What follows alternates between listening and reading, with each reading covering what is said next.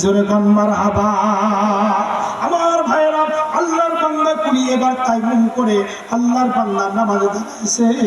নামাজের ভিতরে বেশি সময় লাগাই নাই, শুধুমাত্র সিজদার ভিতরে রব্বে কারীমকে বলেছে, আল্লাহ তুমি তো কুরআনুল কারীমের মধ্যে বলেছো ওয়াস্তাঈনু বিস-সাবরি ওয়াস-সালাহ। আল্লাহ আমি তো এখন মাজলুম, আমি তো পারবো না তাদের সাথে। আল্লাহ আমি ধৈর্য ধারণ করলাম, তোমার কাছে সাহায্য চাইলাম, তোমার কোরআনের বিধান অনুযায়ী তুমি ফায়সালা করে দাও।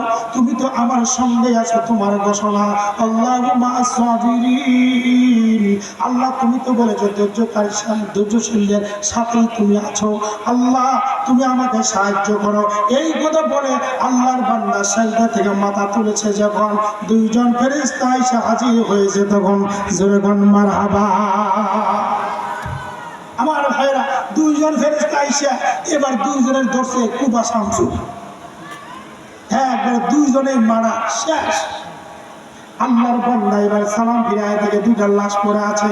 সালাম ফিরাইয়া লাশ দেখার পরে আল্লাহর কাছে দোয়া করে, আল্লাহ গো জালেমদের কেউ সব না পারলে তুমি তো পারো।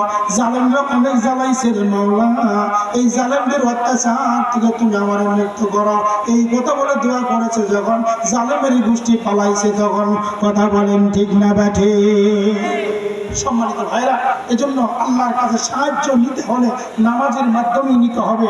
আল্লাহ তাআলা আমাদেরকে সাহায্য আল্লাহর কাছ থেকে নামাজের মাধ্যমে, ধৈর্যের মাধ্যমে নেওয়ার তৌফিক দান করুন।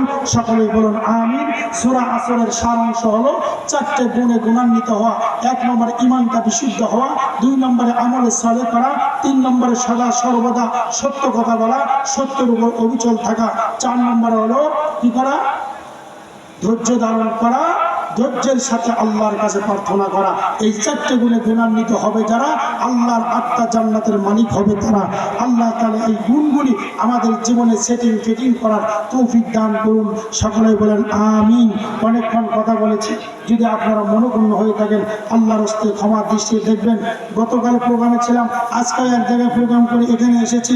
আগামীকালে চলে যাবেন ইনশাআল্লাহ নাগেশ্বরী, আবার পরশুদিনও চলে যাব। আপনাদের দোয়ায় চলছে, আল্লাহ চালাচ্ছে।